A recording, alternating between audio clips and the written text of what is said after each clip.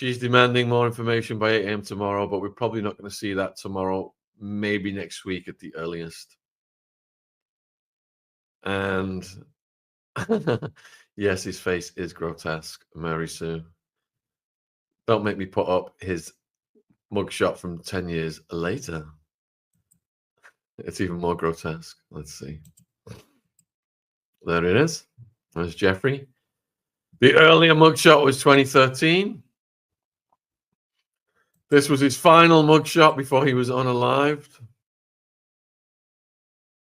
Yeah. Scary, huh? Should I make it a little bit smaller so we can see his chin properly? Is that better?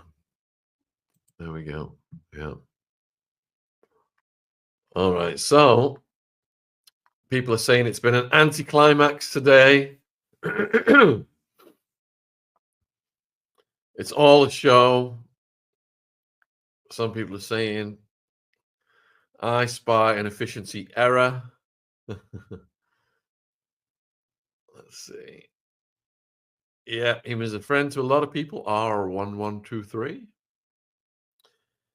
And when we did the original analysis of the flight logs, one name in particular stood out to me.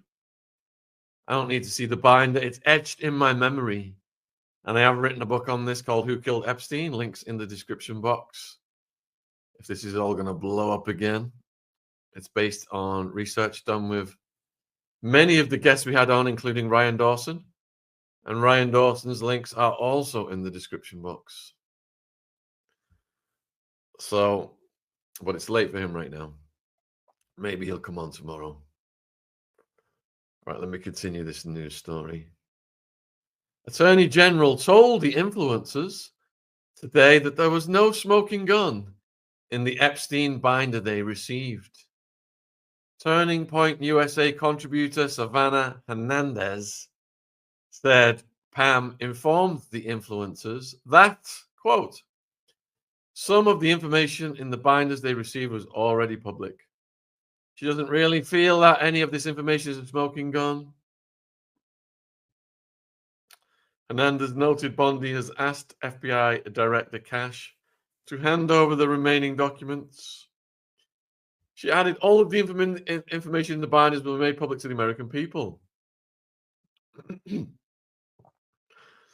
then we've got a tweet here from Savannah Hernandez. I also have an Epstein files binder, but I want to correct the record. The Trump admin was originally set to announce these documents and make them available to the public in a press conference this afternoon. Bondi has stated, just going over to the original tweet, that some of the information is already public and that the real smoking gun documents are being withheld by the FBI. This binder and this morning's meeting is a part of the Trump admin's push to bring independent journalists and media to speak directly to the highest members of the admin in an effort to be the most transparent admin in history. And let's not forget that Trump, by executive order, has mandated that we can no longer be punished by the social media platforms for talking about these cases within the confines of YouTube's community guidelines and the limits of the laws of defamation and all that stuff around, and in various countries. So I'm having deja vu, folks, that we're allowed to report on this again after everything we did back in the day that got nuked because certain political dynasties put the muzzle on the influencers through the social media platforms. So, Republican Congresswoman slams Epstein doc release to influencers. This is Anna Paulina Luna has tweeted this. I know the task force were given or reviewed the Epstein documents being released today. A New York Post story just revealed that the documents will simply be Epstein's phone book. One of my very first videos, folks, I was calling the numbers in it. Mick Jagger, you name it. Calling them on my lives. It was crazy. Couldn't do that anymore. A New York Post story just revealed that the documents will simply be Epstein's phone book. This is not what we or the American people asked for. Get us the information we asked for instead of leaking old info to press. Well said, Anna, Paulina, Luna. They can't raise our hopes like this and then dash them. That is not nice. All right, let me continue. What happened to Epstein's island after he died? His island, aka Little St. James, was the focal point of the horrific operation. It has long been believed that Jeffrey hosted a wide array of rich and famous clients at the island. Let's get his photo off the screen, shall we? I don't want to make you guys sick. Oh, thank you, me and my cat. We are live, yes. It's late here in the UK. I'm just doing an update on what's been released so far and what we hope will be released. So this story is referring to the island. What happened to it? When Jeffrey first purchased Little St. James, he paid $7.9 million. He bought the island in 1998 and made it his primary residence, employing a staff of 70 people. And our investigation led us to believe that it was subject to his own laws to be out there, out of the reach of the American laws. And they did things, you know, out in above the waters as well, where it was maritime law, trying to insulate themselves from what happened. So he paid $7.9 million in 1998, but at the time of his death, the island was valued at $63.8 million. In the aftermath of his death, it was listed for sale for $125 million in 2021. In May 2023, it was sold to billionaire Stephen Deckoff, who vowed to turn it into a luxury resort by 2025. He is reported to have paid around $60 million for the property as well as for Great St. James. Jeffrey's estate has said that any money generated from the sale of his properties will be used to settle lawsuits. All right, so social media is slamming the disappointing Epstein files released by Trump admin. Here's a tweet from Tony Kinnett. PAM BONDI, we're releasing the first of the Epstein files tomorrow. Americans, cool. Then we'll get to read them. Bondi, well, actually, you'll get to see fun little photo shoots of conservative personalities and influencers holding a binder. And here's what Jordan Schachtel tweeted. The theatrical performance involved in the release or lack thereof of the Epstein files speaks to an effort that is sure to disappoint those seeking transparency and justice. Yep. And then we have got another tweet from Ron Filipowski. What a joke. So the big reveal on the Epstein files is that some of them were given to a group of right-wing social media operatives. They turn everything into a clown show. Influencer who received Epstein binder said there was nothing martial in it. One of the media personalities who received the binder has admitted the files did not include any new bombshell info. And this is at Cernovich on Twitter. We got the binder at noon. SDNY and FBI held back the real information, and AG Bondi directed Kash Patel to start kicking ass. Bondi handed what she had. There was nothing martial. There was an embargo until after the UK Prime Minister visit. Let's see. Wonder how Keir's sniveling, groveling, warmongering Keir is doing. So Epstein's address book to release per report, but it was already public. The files released include Epstein's personal address book, New York Post reported. Documents span over 100 pages, include a list of contacts with no context per the report. As many social media users have pointed out, the book was already made public. A client list is not included in the documents to be released. Julie K. Brown, the list has been public since 2015. All one has to do is Google it.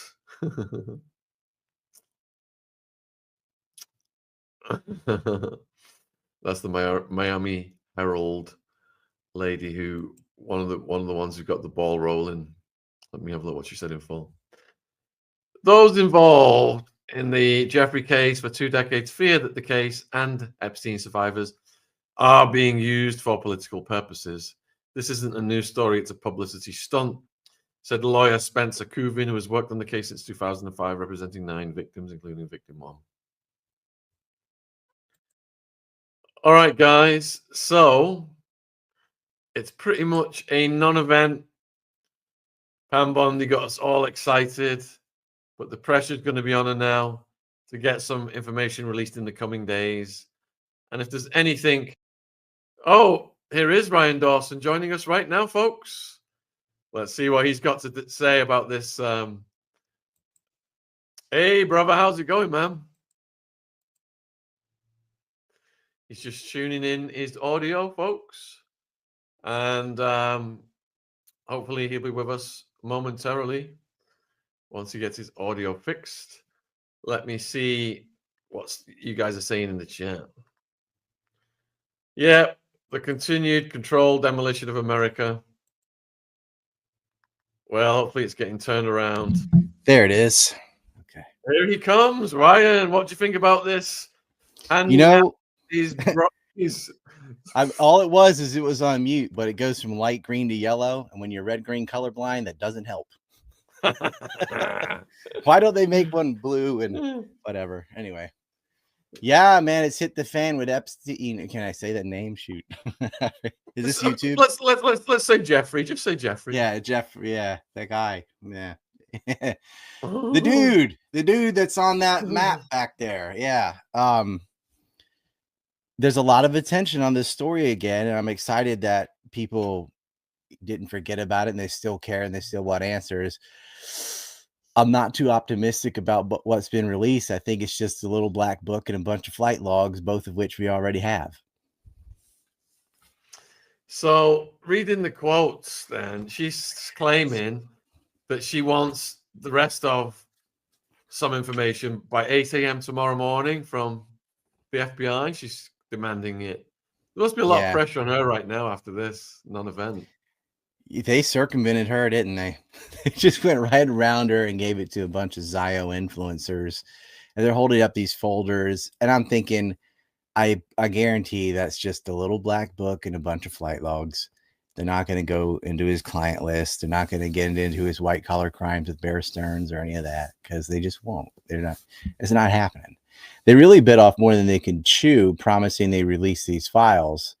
Because essentially they got in there, or before they got in there, they said, yeah, we'll release JFK, 9/11, Epstein.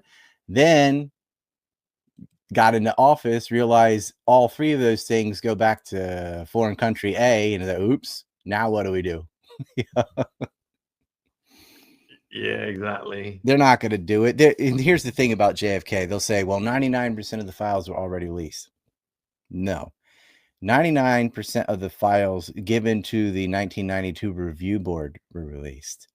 There were lots of files that never even saw the review board. And obviously that's where the dirt is. And is that one going to be minimized as well? 100%. Trump was already president. He could have done this last time.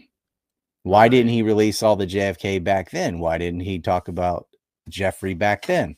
Why now? And why now is because basically social media made this happen.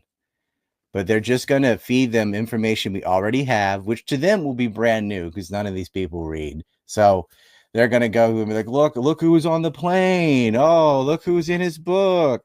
And then anyone that's been paying attention is just womp womp. We knew that. Nothing new. I hope there's more out of it, but I don't think there is. Right, viewers, Ryan's links are all in the description box. I've got my maps framed now on the house walls. People have been coming over and admiring them.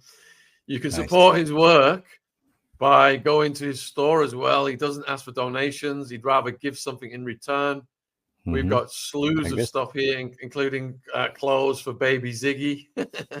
Ryan Dawson University. Dawson University, yeah. And if you guys have got questions, Ryan's up late right now, so get your questions in before he... I feel bad for my brother because he was just on the History Channel about his lost colony discovery. And then with the Epstein files and then the Tate brothers finally are out. That's some good news, but it just stole every headline. But when you're saying Dawson University, I have a twin and he does this similar to me, digging all these things up. And yeah, he had a pretty big day and it got overshadowed, I guess, by all this. Let's see this question.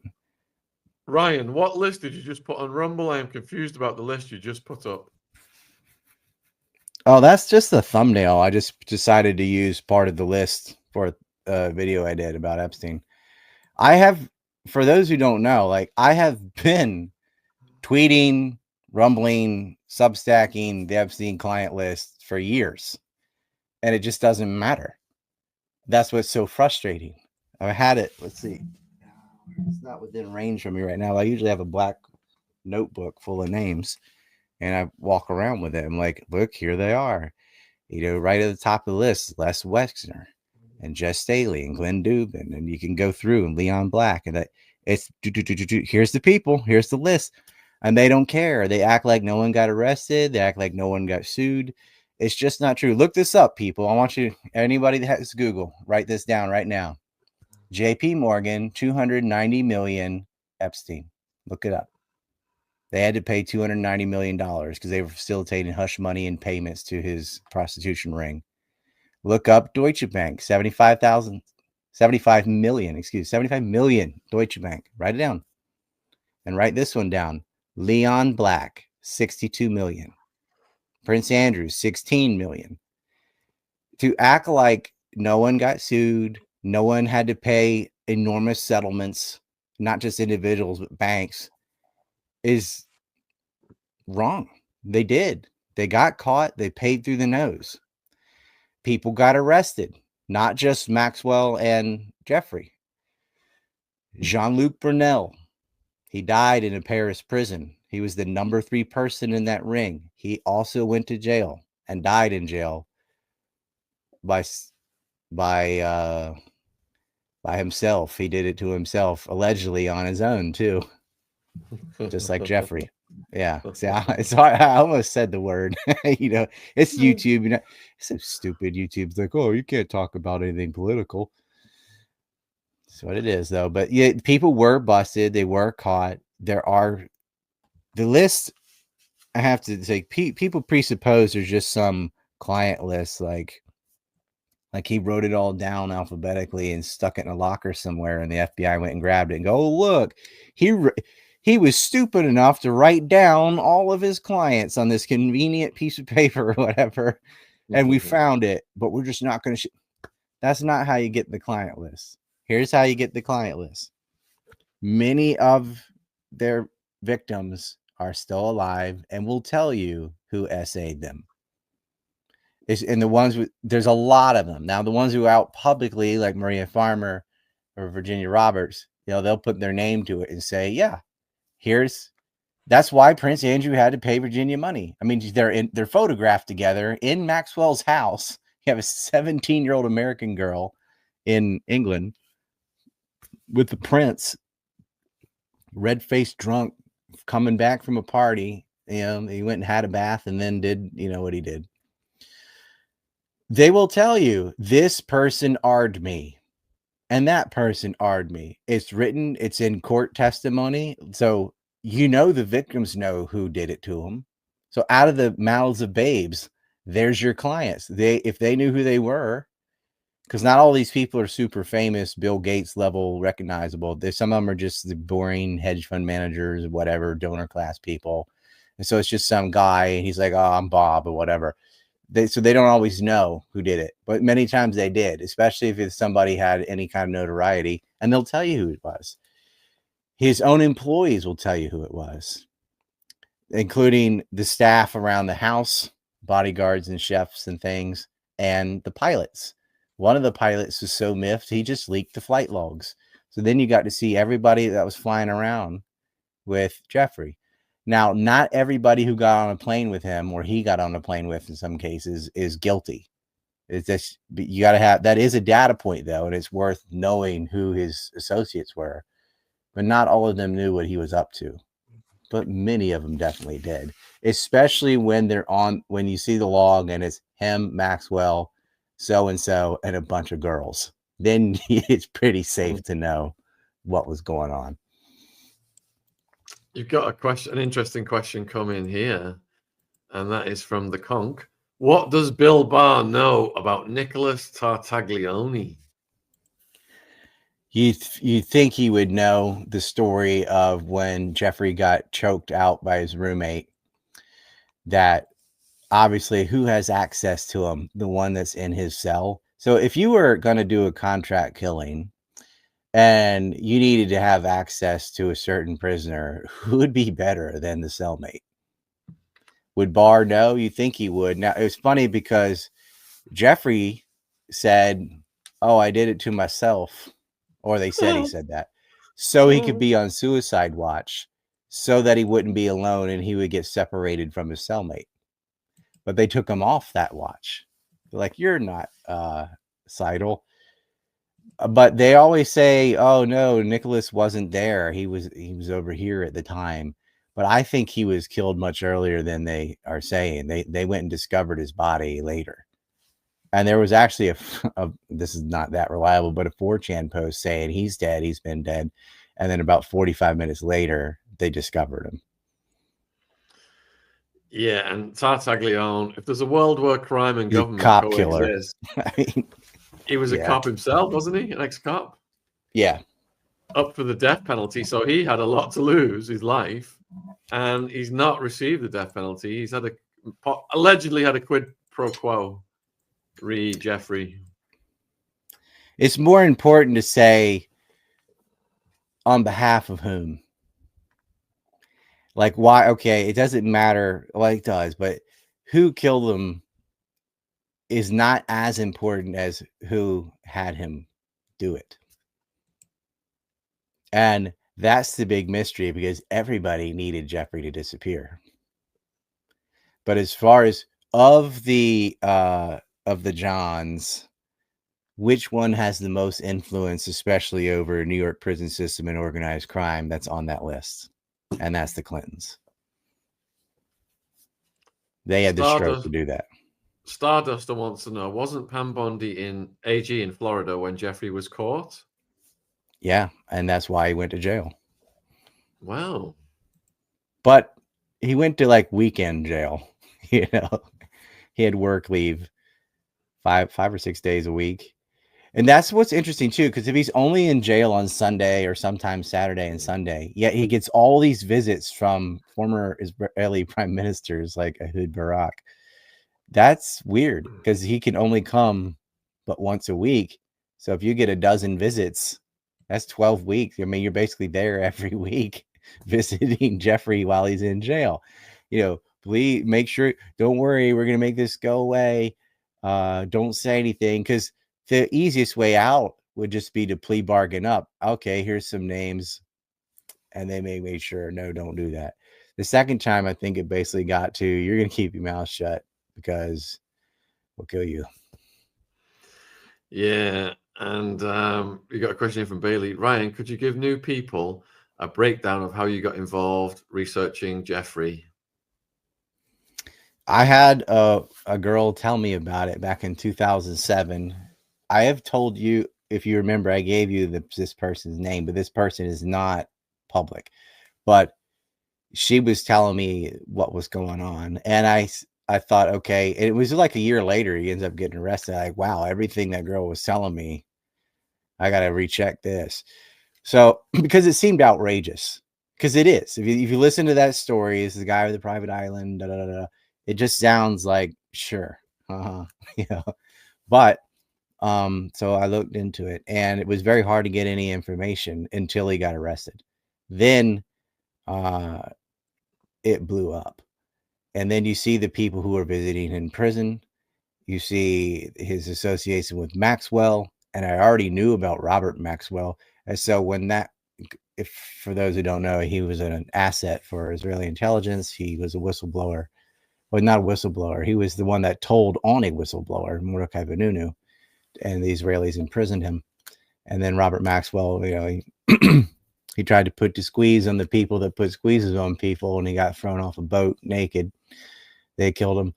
But anyway, once I saw that Jeffrey was with Maxwell, then I realized, okay, this goes back. This is state sponsored. This is not some perverted rich guy that did this all by himself. And so when I looked in his associations after the Jalton School with Ace Greenberg and the Bear Stearns crew, and all the art schools from Leon Black and Global Apollo, it all came together. He had just entered into a pre-existing network for sexual blackmail set up by the Israeli state. And so that's kind of where it started. And over the years, you would get more and more, his reach got bigger and bigger. And so, yeah, I mean, I knew about the Clintons. I found the photographs of them in the West Wing in the early 90s, which I gave. We had an episode. I put that on Shaun's show. It had to be taken down because of how YouTube is. But prior to them, when they were, the timeline they had back in 2019 is he didn't know Clinton until after this date. And I said, really? Why are they photographed together right here? And those finally came out online and vindicated what I was saying. They had a tight relation with the Clintons, both of them, not just Bill. And he brought them immediately as soon as he was sworn in. They were there. And it's not because they're some kind of super donors. Yeah, Slick Willie with Monica and the rest of it. He had him. Clinton had been compromised back when he was governor. A lot of those women that were accusing him of being a biter and the things I really can't say, but Jennifer Flowers and that whole crew, that Donald Trump put in the first row when he was debating Hillary Clinton. He had a bunch of Clinton's abuse victims sitting in the front row.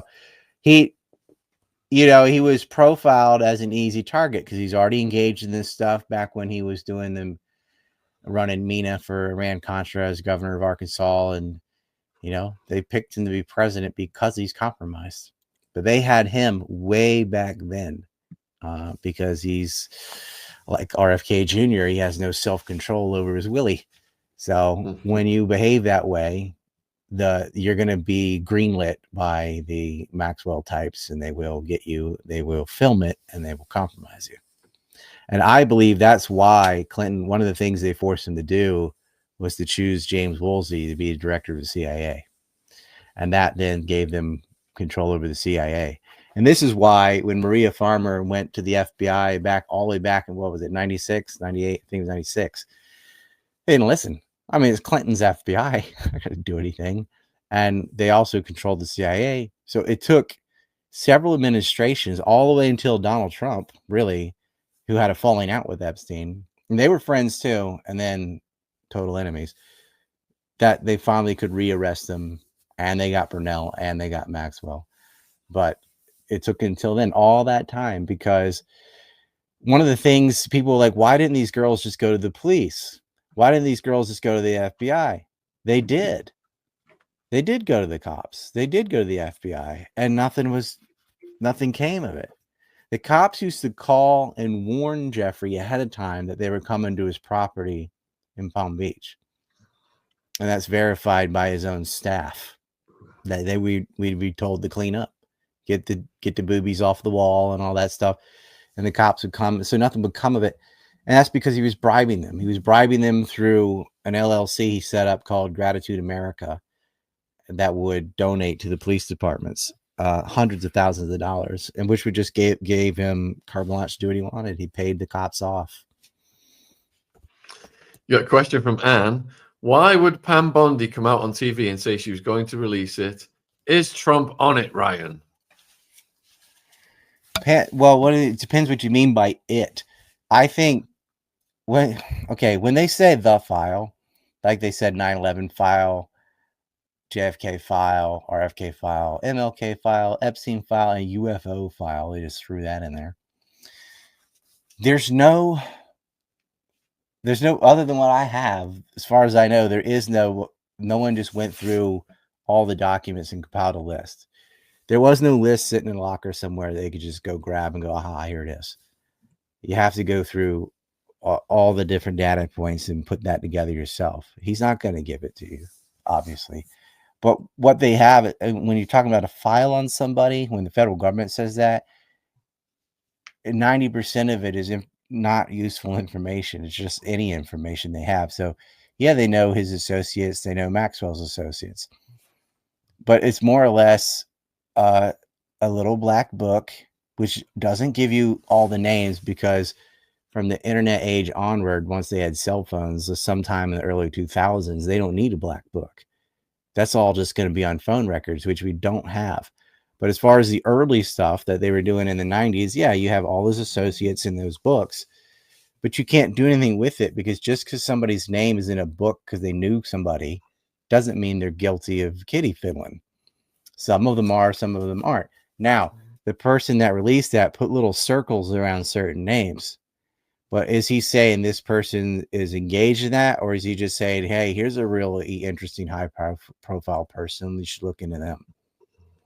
Unfortunately, he's dead, so you can't ask. But it is a data point, and it's something that you can go, okay, and say, okay, there's a circle next to this name in the book. Let's see if we can corroborate this with a different data point. Are there any victims that say this same person essayed them? Oh, there is. Okay, let's look deeper into this. That's how you formulate a real list of clients, is by combining data points. And there's nothing stronger than the victims themselves saying, person A did this to me. Right. And there's ways to verify that too. Let me give you an example. So like Glenn and Ava Dubin used to be Jeffrey's girlfriend. Glenn Dubin's a billionaire. When Ava was pregnant and her and Glenn went to a particular hotel in Florida and Virginia Giuffre was there in order to give them massages, I believe she gave a massage to her first because she's pregnant. And like, oh, she's pregnant and she needs a massage. Okay. Now I go to the husband in the living room. And there's like a bearskin rug and stuff. She's describing the hotel, the interior, the furniture, like things. It's not like you just saw a famous person and said, oh, yeah, him. She was able to tell you details that a teenager would not have. And not about a super famous person. This wasn't like one of the Bills, Bill Gates or Bill Clinton or something. This is just some guy, Glenn Dubin. He's not a famous person at all. But he was there. His wife was there. Was his wife pregnant at that time? Yes, she was. Like, you can add up, her story adds up to other details. So she's just telling the truth. She knows, she definitely lived with them. She was in all of his properties. So they can tell you, yeah, the bathroom had a marble wall. It had a green massage table. Like, you would not be able to know that unless you had been there at least. Now they can argue, oh no, these girls were there just doing regular massages. Like, no, no, they were not. And then you have the paper trail of money too, because a lot of the hush payments were done by banks, and which is stupid. You should go deliver cash. That's what the mob would do. But I guess they got arrogant and lazy, and so they were wiring money. And so now that's why they've had to pay over $400 million in restitution to victims.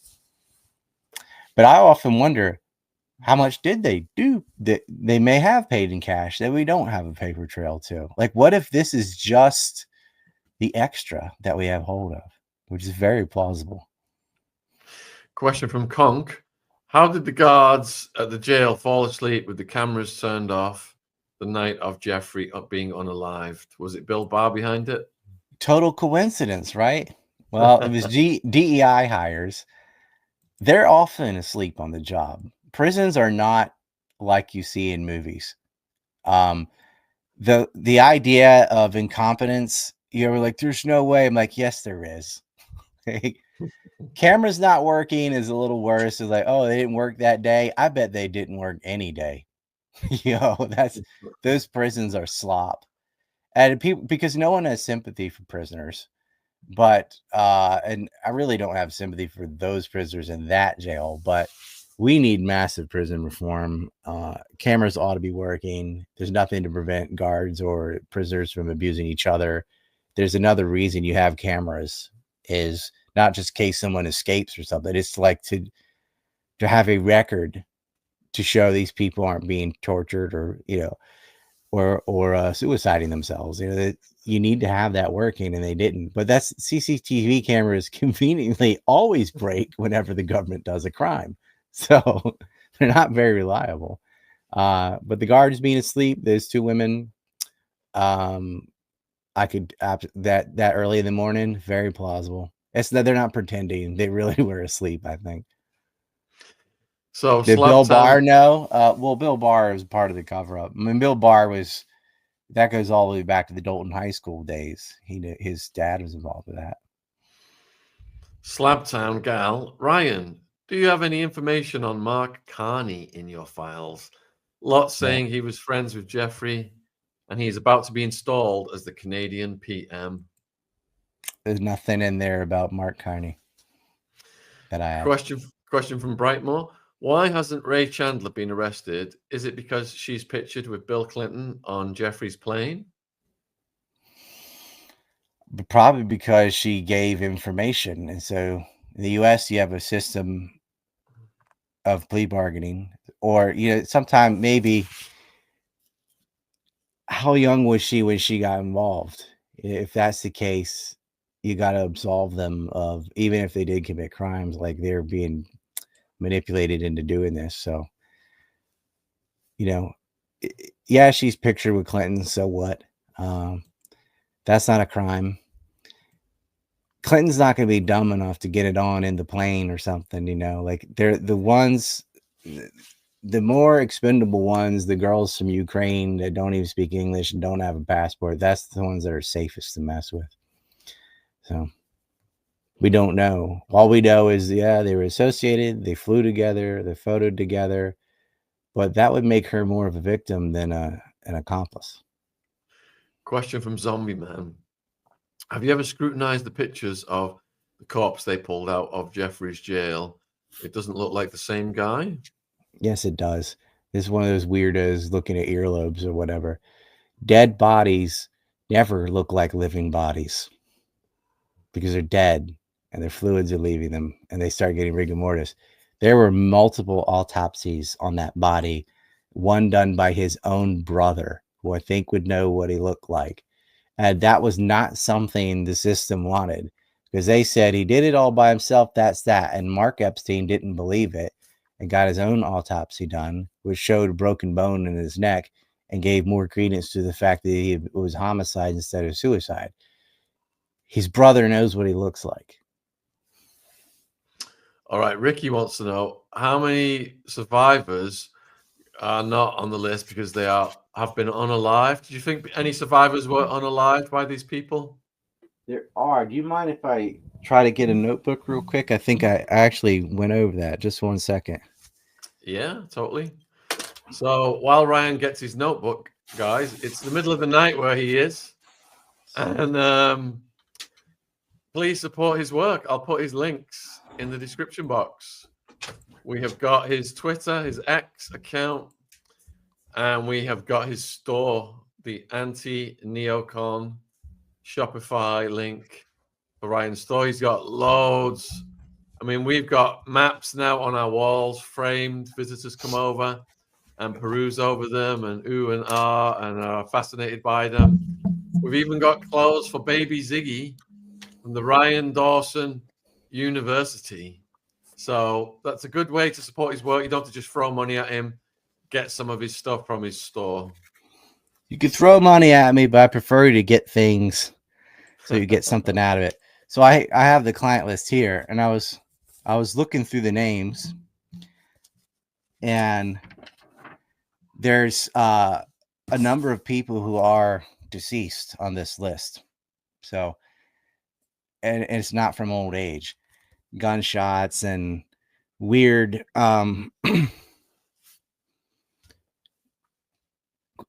too coincidental that high profile million to billionaire level people are offing themselves. I found that odd. I was looking through it. Like, I don't think Thomas H. Lee killed himself. I think Stephen Hoffenberg probably died of natural causes, but it was like as he was turning on Epstein, because he worked with him at Tower Financial, and he went to jail and Epstein didn't. And he gets out and he's talking. And this is when Arvin Menashe was given information and Hoffenberg, and then suddenly he was gone. And it was the timing was just, That happens once. You're like, maybe it was just bad luck, premier witness to what Epstein did is just happened to die. But it happened again and again and again. So these are people that was, in that case, it was somebody that did the crimes with him and served time. So he knew. He's like, yeah, this is what we did. Here's the Ponzi scheme we did with Wexner. And